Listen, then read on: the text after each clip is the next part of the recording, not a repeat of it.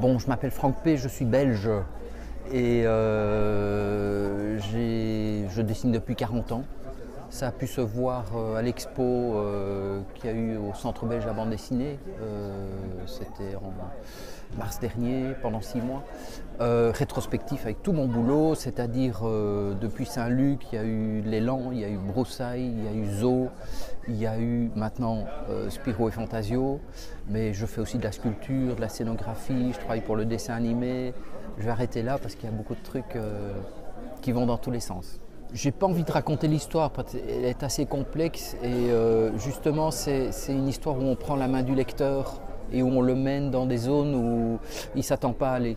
Donc je ne vais pas faire ça, mais par contre le projet c'est de se saisir de l'univers de Spirou, mais sur toute sa définition et de le moderniser, c'est-à-dire d'en faire un héros de maintenant. En 2016, ça veut dire quoi? Un héros positif qui doit sauver le monde, qui est sympa. Et je me suis rendu compte en bossant là-dessus que c'était complètement différent de ce que Franquin a fait, parce que son monde à lui était à l'opposé du nôtre. Et donc je devais complètement redéfinir le personnage, les enjeux et tout le contexte. Et là j'ai eu un vrai sujet. C'est quelque chose qui est en moi et qui ressurgit naturellement. Chaque fois que je travaille sur un projet un peu conséquent, forcément ça prend du temps de faire une BD, c'est impliquant, c'est lourd, c'est difficile. C'est pas un métier comme les autres, c'est vraiment compliqué et ça change la vie, quoi. Ça marque. Donc je ne fais pas ces choses-là à la légère comme la plupart des auteurs. Et donc on va forcément vers ces tripes, vers les choses qui chipotent, quoi. Qu'on a envie non seulement de dire pour soi, mais aussi de partager avec les autres. Parce que c'est avant tout un partage pour moi. C'est pas quelque chose que je fais pour moi égoïstement, une BD. C'est quelque chose dont je ressens une responsabilité. C'est comme souvent j'essaye de m'imaginer mes lecteurs en face de moi, c'est-à-dire non pas un seul lecteur, mais si je tire à 40 000, les 40 000 lecteurs en face de moi. Je suis sur scène et il y a 40 000 personnes qui me regardent et qui vont me regarder pendant le temps de lecture du bouquin. C'est-à-dire quoi, 20 minutes, une demi-heure, 3/4 d'heure, 1 heure. Et c'est énorme comme responsabilité. Et en même temps, c'est une opportunité magnifique. Donc si j'apporte quelque chose à des gens, autant que ce soit quelque chose de bon et d'utile et qui va dans le bon sens. Et il y a tellement de problèmes pour l'instant dans notre sphère planétaire et mentale. Dans la sphère mentale humaine, il y a des grosses maladies pour l'instant. Eh bien, autant aborder ça et faire un peu de bien. C'est-à-dire pas ni prêchi-prêcha, ni dire moi j'ai la solution, mais au minimum de dire et les gars, il y a des problèmes quand même, vous ne trouvez pas? Et ça ferait peut-être bien d'en parler, de les considérer un peu sur un plan correct, quoi. Plutôt que de s'agiter tout le temps, essayons de trouver le bon endroit pour en parler, pour l'envisager. Voilà, c'est de ce genre de considération que je pars pour peut-être pas démarrer une histoire, parce que ça, c'est pas une idée, mais pour lui donner sa forme et son contenu correct. Voilà. Là, pour une fois, la légende se plante pas trop. Non, je ne vis pas dans un bestiaire vivant. C'est vrai entre 20 et 25 ans, j'ai élevé beaucoup d'espèces de reptiles. Et puis j'ai arrêté, j'avais un chat, c'est tout. Et puis quand j'ai déménagé il y a une vingtaine d'années, 15 ans, j'ai recommencé, mais alors avec des poissons que je n'avais pas avant. Puis j'ai exploré ce domaine-là et c'est magnifique. Et je me suis aussi construit un atelier où j'ai de la place et je l'ai fait de moi-même avec mes mains. Donc j'ai fait ce que je voulais. Et du coup, j'ai mélangé aquarium, terrarium, dessin, sculpture, tout ça, dans un chouette environnement, avec une véranda, des plantes et tout. Et c'est comme ça que non seulement je me suis fait mon petit milieu de travail très sympa, qui me correspond bien, c'est privé, mais que j'ai aussi conçu quelque chose de très différent qui s'appelle maintenant, après 10 ans de réflexion, l'Animalium, et qui est un projet de parc animalier, mais avec thématique art animalier. Donc là c'est tourné vers le public. Je démarre ça maintenant, puisque le premier crowdfunding a lieu sur Ulule depuis une semaine. Et c'est parti, on est vraiment parti vers la réalisation. C'est donc un vrai grand parc animalier, mais très, très spécial, où il y aura de la BD, il y aura de la peinture, il y aura de la sculpture, il y aura beaucoup de scénographie, je vais faire travailler les copains, je vais travailler avec des musées, tout ça pour mettre en scène l'art animalier. C'est tout à fait vrai. Au début, je m'en défendais un peu parce que je cherchais mon Spirou, et puis je me suis rendu compte que Broussailles revenait naturellement. Mais d'abord, Broussailles était mon alter ego, donc c'est un peu normal que je me projette dans Spirou, et c'est même plutôt bon signe, je dirais. Une de mes obsessions, c'était de donner à Spirou une vraie personnalité, comme si on rencontrait une vraie personne avec ce personnage. J'en avais marre de voir à la tête d'une grande maison comme Dupuis un personnage aussi vide, aussi iconique, mais vidé de personnalité qu'il a été animé longtemps. Et lui mettre des petites lunettes, c'était pas pour le rendre plus intello ou quoi, ça n'a aucun intérêt, mais pour le rendre plus humain. Pour le donner un peu d'assise, un peu de bouteille, un peu plus mec, un peu plus, voilà, plus de présence, une vraie personne, quoi. Pourquoi? Parce que moi, quand j'ai lu gamin le Spirou de Franquin, je trouvais que c'était un chouette gars. Et Franquin se projetait dedans, j'en suis sûr, même s'il a dit le contraire après, mais ça c'est parce qu'il allait mal, quoi, et qu'il n'était plus en phase avec son époque, et pour lui c'était insupportable un héros positif à la fin de sa vie. Tout le monde était devenu cynique après 68. Il fallait rigoler de tout et se moquer, être plus malin que les autres. Mais le Spirou des années 50-60, c'est pas ça. C'est un vrai personnage qu'on a envie d'aimer. Et faire ça maintenant, c'est très compliqué.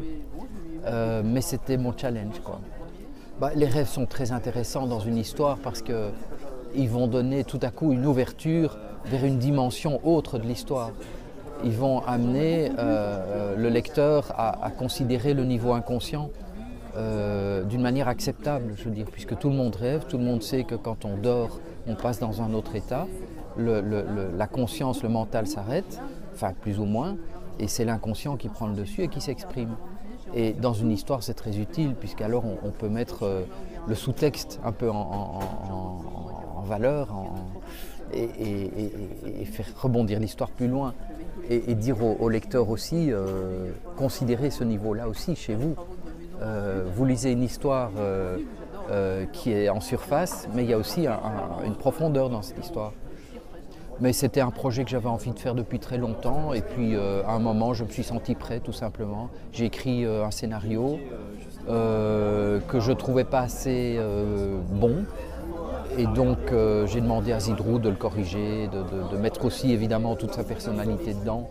Et c'est comme ça qu'il est arrivé. On l'a présenté chez lui, puis qu'il l'a accepté tout de suite. Et voilà. Et après, ça a l'air simple comme ça, mais c'est des années de travail en fait, d'approche. Je fais beaucoup travailler l'intuition. Je dors sur les projets souvent longtemps pour trouver les bonnes réponses, que tout soit juste, quoi. Un projet pareil, c'est extrêmement ambitieux, c'est difficile à réussir. Tout le monde vous attend au tournant quand vous sortez un Spirou, parce que tout le monde a dans sa tête des repères sur la série qui sont parfois très différents d'une personne à l'autre et qui sont des repères affectifs. Donc on n'a pas envie de lâcher. C'est des choses qu'on a en soi, moi aussi, hein, et qu'on veut retrouver. S'il y a un type assez fou pour redessiner après Franquin, on va lui dire ça mon gars, là t'es moins bon que Franquin, là moi je sais, moi j'ai aimé des trucs, et en même temps il dit ah oui mais si tu fais un Spirou maintenant c'est parce que tu as quelque chose à dire là-dessus, qu'est-ce que tu apportes de neuf? Et il y a une sorte d'équation comme ça entre l'attente collective, l'inconscient collectif et le besoin de nouveauté, qui est une équation très très difficile à réussir. Je répète, c'est un inconscient collectif, donc c'est quelque chose que les gens ont dans leur tête avec relié à leur affectif. C'est pas intellectuel, c'est j'ai aimé et j'ai aimé en tant que gosse, donc c'est très important. Et tu ne touches pas à ça. Et si tu y touches, je vais pas te rater, quoi. Et donc c'est extrêmement ambitieux de travailler là-dessus. Mais bon, c'est pas original non plus. Je veux dire, toutes les reprises se coltinent avec ce problème-là. Moi, je n'ai pas eu la même expérience. C'est-à-dire que j'étais très conscient du danger, de la difficulté, mais c'est un Spirou Part, c'est-à-dire un tome unique, ce n'est pas une reprise de la série nominale. Et la reprise est beaucoup plus lourde parce que d'abord c'est le Spirou qui a sa source chez Robwell et qui est dans la continuité vers le futur. Là, moi je suis juste un petit électron libre, un peu marginal, et qui va faire un truc qui résonne bien ou pas, qui va apporter quelque chose d'intéressant ou pas.